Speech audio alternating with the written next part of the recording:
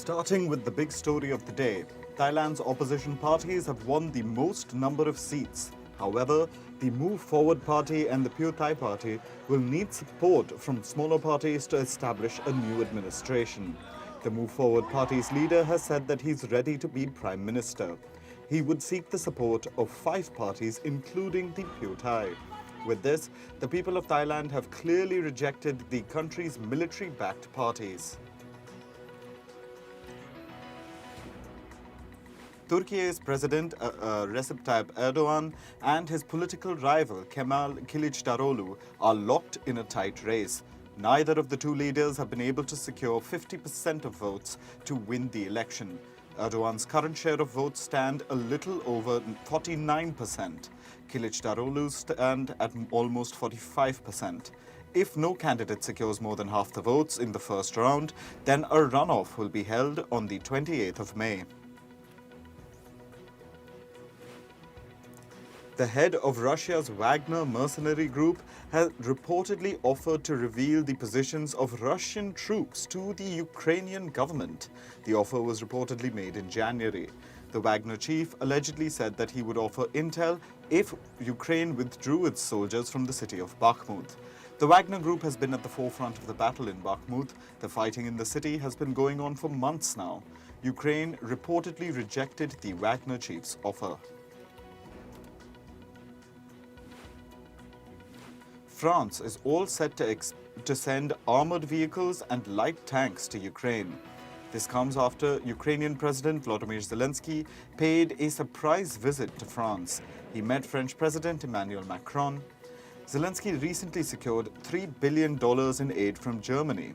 According to reports, Ukraine is likely to launch a major counter-offensive operation against Russian forces in the coming weeks.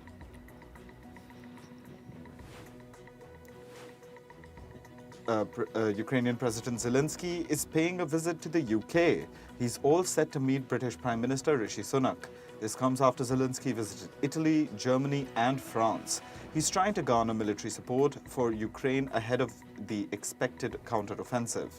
Last week, the UK became the first country to supply Ukraine with long-range cruise missiles.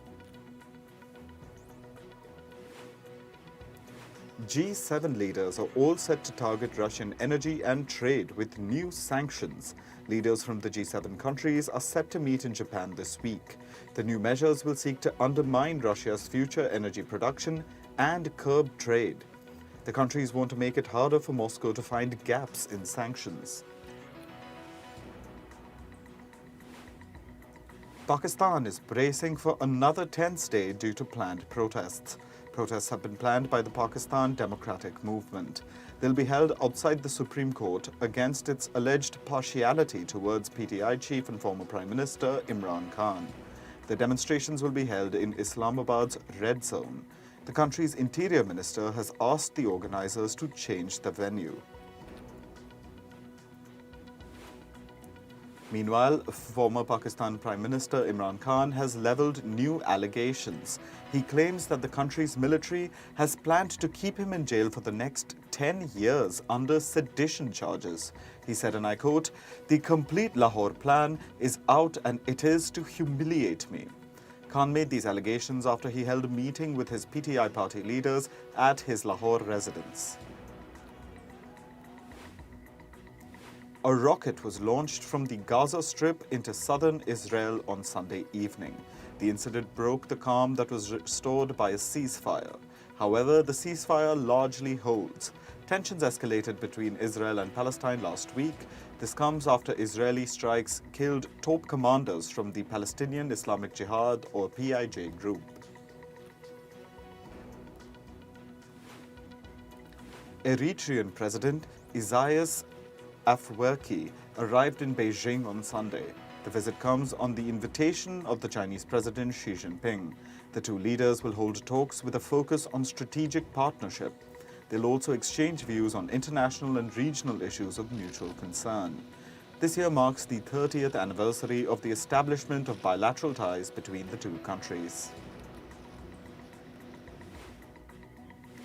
According to the United Nations, more than 600 people have been killed due to the clashes in Sudan.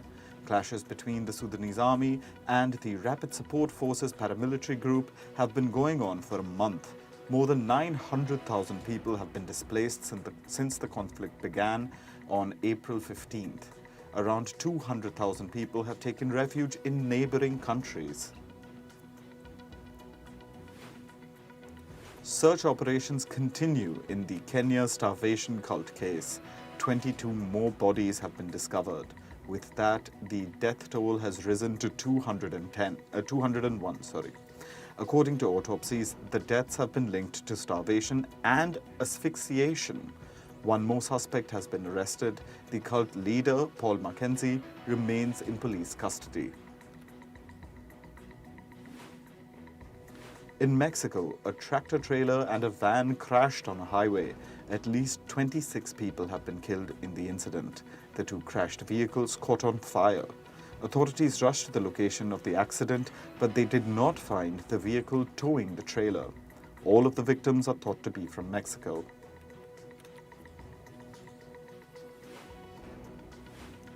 In Canada, the province of Alberta is facing at least 87 active wildfires. 24 of them are considered out of control. And authorities say that the peak burning season is yet to come. The peak burning season period is when temperatures are at their highest and the natural foliage is at its driest. The state of emergency remains in place in Alberta. In New Zealand, the government has announced a flood and cyclone recovery package. It's worth over $600 million. The package is part of New Zealand's yearly budget. It covers infrastructure repair like the rebuilding of roads, railways and schools. It also aims to prepare for future weather events by investing in flood protection measures. In Myanmar, Cyclone Mocha has slammed into the western coastal state of Rakhine. It had wind speeds of over 200 kilometers per hour. The cyclone brought heavy rains to the country. Myanmar issued its highest level red cyclone alert on Saturday. Mocha is said to be the strongest cyclone to have hit Myanmar in more than a decade. Flights to and from Rakhine remain suspended. Cyclone Mocha also made landfall in Bangladesh's Cox's Bazar. The cyclone brought down trees and damaged houses. Around 500 makeshift shelters housing Rohingya refugees were damaged. More than 700,000 people have been evacuated.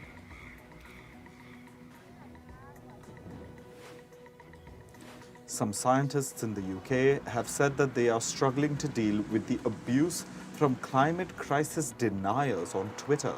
This comes after the sacking of those who ensured trusted content was prioritized on the platform. Climate experts have said that they're trying to make themselves heard on climate crises, but they're being met with a barrage of hateful and hostile comments.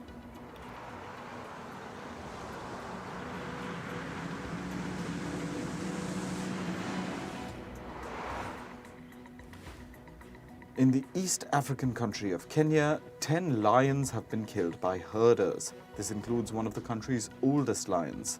This is being seen as an escalated human-wildlife conflict that has worried the Kenyan government. Authorities and conservation groups introduced programs for herders whose livestock was destroyed by wild animals. However, herders have also been losing livestock due to drought.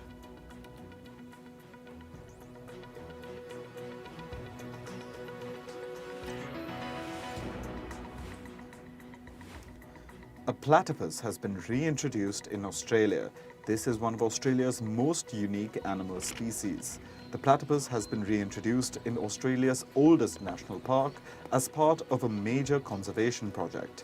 The platypus disappeared from the area around half a century ago.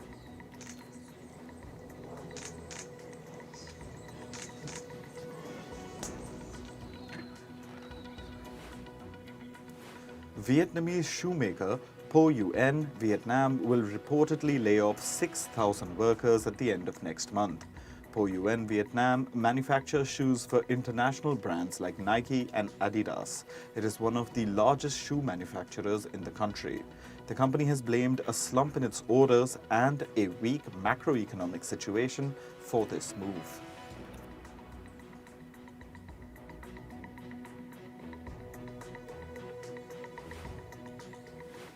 Cryptocurrency exchange Binance is withdrawing from Canada. This comes after Canada issued a series of new guidelines for crypto exchanges. In recent months, Canada has tightened regulations for crypto trading platforms. This includes investor limits and mandatory registrations. Binance has said that it does not agree with Canada's latest guidance. The company added that it wishes to return to the Canadian market when the conditions are more supportive.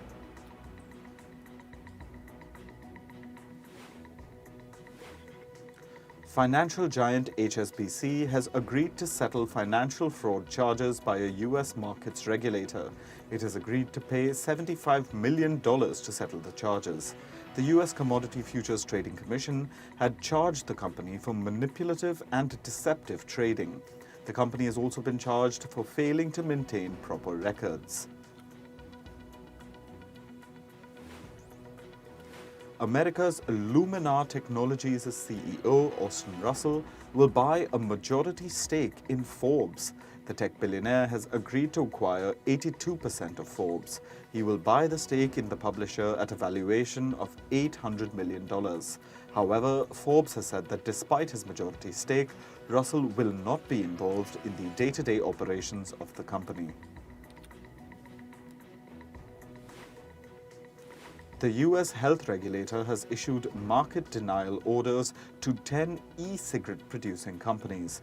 These companies collectively manufacture and market about 6,500 flavored e-cigarette products. The regulator has said that these companies cannot market or distribute the products in the U.S. As per reports, this was because the companies failed to show that permitting the products would be appropriate for public health. U.S. automaker General Motors has said that it will recall nearly 1 million SUVs in the U.S. This is due to a defect in the vehicle's airbags that cause it to explode during deployment. The move comes after an incident where a driver suffered facial injuries after the airbag inflator ruptured during deployment. The UK's Postal Service Royal Mail's CEO Simon Thompson will reportedly step down later this year. This comes after Thompson was heavily criticised for his handling of the long-running pay strikes by postal workers. Throughout last year, the postal workers carried out several nationwide strikes demanding a rise in wages. That ultimately led to a deal last month which offered the workers a 10% salary increase. US lawmakers will reportedly ask regulators to investigate Elon Musk's brain chip startup Neuralink. They will investigate whether the panel overseeing animal testing at the company contributed to botched and rushed experiments. Older reports had shown that the oversight board had approved experiments that resulted in the unnecessary deaths and suffering of animals. Reports suggest that Netflix is planning to cut its spending by $300 million in 2023. Managers have urged employees to be judicious with company-related spending, including new hiring. However, reports add that there will be no hiring freeze or additional layoffs. Google has agreed to pay $8 million to settle claims by the Attorney General of the U.S. state of Texas. Texas's Attorney General, Ken Paxton, had accused the company of using deceptive advertisements to promote its Pixel 4 smartphone. Google allegedly hired radio announcers to give testimonials about Pixel 4 without allowing them to use one of the phone's variants. Moving on to sports. India bagged 3 bronze medals at this year's World Boxing Championships. Boxers Deepak Kumar, Mohammad Husamuddin and Nishant Dev lost in their respective semi-final bouts. As per boxing regulations, they finished third on the podium. With 3 bronze medals, India finished fourth as the World Championships concluded in Uzbekistan's capital city, Tashkent. In cricket, Royal Challengers Bangalore thrashed Rajasthan Royals in yesterday's match. The game was played at Jaipur's Savai Mansingh Stadium. Bangalore batters Faf du Plessis and Glenn Maxwell scored respective 50s. Their efforts powered Bangalore to 171 runs in 20 overs. However, Rajasthan were outclassed by Bangalore's pace bowling attack. Hosts Rajasthan were dismissed all out for just 59 runs. The Kolkata Knight Riders beat Chennai Super Kings by 6 wickets in yesterday's IPL match. The match was played at Chennai's M.A. Chidambaram Stadium. Knight Riders skipper Nitish Rana and in-form Rinku Singh smashed 50s each. Kolkata chased down Chennai's target of 145 runs in 18 overs. With the win, Kolkata remain in the hunt to qualify for the IPL playoffs. The Pakistan Cricket Board has appointed New Zealand's Grant Badburn as the men's team head coach. The former New Zealand all-rounder will coach Pakistan for the next 2 years. Bradburn was in charge during Pakistan's recent home series win against New Zealand. Previously, he had served as Pakistan's fielding coach from 2018 to 2020. In football, Arsenal were handed a 3-0 home defeat by Brighton in the Premier League. Brighton's Julio Enciso, Dennis Undave and Pervis Estupinian scored in the second half of the game. Arsenal looked deflated throughout the match as they suffered their 5th defeat this season. The Gunners stand at 81 points, 4 behind league leaders Manchester City. Manchester City beat Everton 3-0 in yesterday's Premier League match. Ilkay Gundogan scored twice for Man City. Meanwhile, striker Erling Haaland and also scored a goal for his side. City have won 11 consecutive games and are the league toppers with 85 points. With 3 games remaining, City are favourites to win the Premier League title. Barcelona beat Espanyol 4-2 to win the La Liga title after 4 years. Striker Robert Lewandowski scored twice in the first half to give Barcelona a lead. Alejandro Balde and Jules Koundé also pitched in with goals to secure Barcelona's win. However, Barca had to end their celebrations early as angry Espanyol fans stormed the pitch. With yesterday's La Liga win, Barcelona clinched their 27th Spanish championship. Paris Saint-Germain beat Ajaccio 5-0 at home as Messi returned to the PSG squad. Kylian Mbappe scored 2 goals for PSG. Fabian Ruiz and Ashraf Hakimi added to PSG's tally. Ajaccio's Mohamed Youssef scored an own goal to add to their woes. PSG are now closer to winning their 11th Ligue 1 title. In basketball, the Los Angeles Lakers beat Golden State Warriors 122-101 in the playoffs. LeBron James posted 30 points with 9 rebounds and 9 assists for the Lakers. Warriors shooter Stephen Curry was the game's highest scorer with 32 points. With the win, Lakers advance to the Western Conference Finals, where they will face the Denver Nuggets. Boston Celtics downed Philadelphia 76ers 112-88 in the NBA playoffs. Jason Tatum scored 51 points for the Celtics in the blowout game. The Celtics will face Miami Heat in the Eastern Conference Finals. Boston will look to replicate last season's Conference Finals victory over Miami. Actors Kate Winslet and Ben Whishaw were the top winners at the BAFTA Awards last evening. Winslet won the award for leading actress for her role in the drama series I Am Ruth. Meanwhile, Whishaw won the leading actor award for the autobiographical drama This Is Going to Hurt. Among the shows that received BAFTAs were I Am Ruth, Bad Sisters and Derry Girls.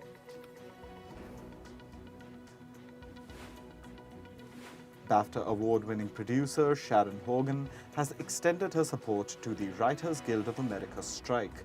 While receiving her BAFTA last evening, Hogan said it all begins and ends with the writers. She added that all her projects in the US are on hold due to the strike.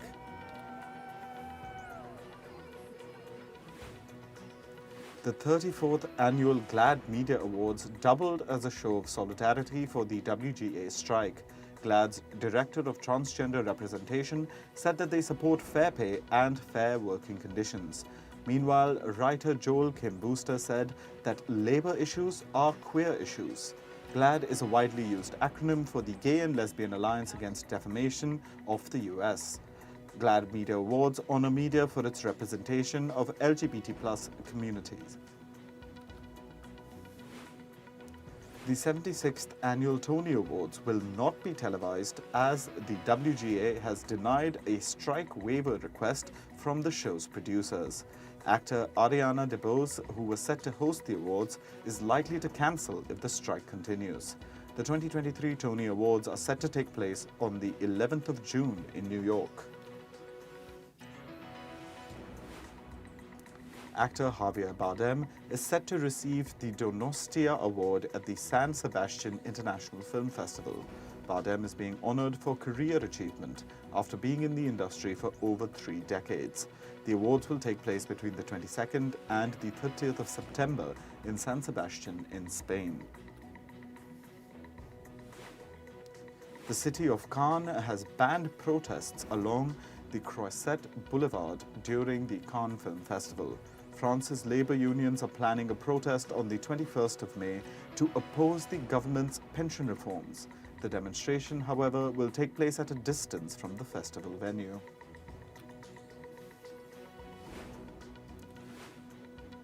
The Korean music company HYBE has used AI to launch its latest artist in multiple languages simultaneously.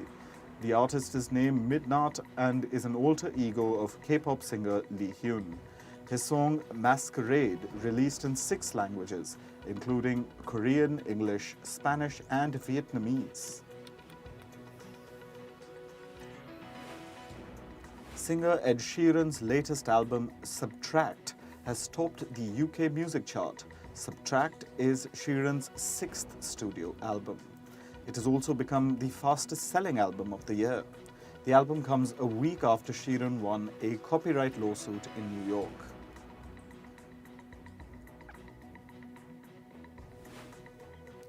Season 21 of music talent show American Idol is ready to announce its winner. A star-studded cast with show judges and singers has been set for the finale. Singers Keith Urban, Katy Perry, and Lionel Richie will perform during the ceremony. The finale will be telecast live on the 21st of May. Musician Enrique Iglesias had to drop out of a music festival due to pneumonia. Enrique was set to headline the Tecate Emblema Music Festival in Mexico last evening. He apologized to his fans and wrote that doctors had advised absolute rest.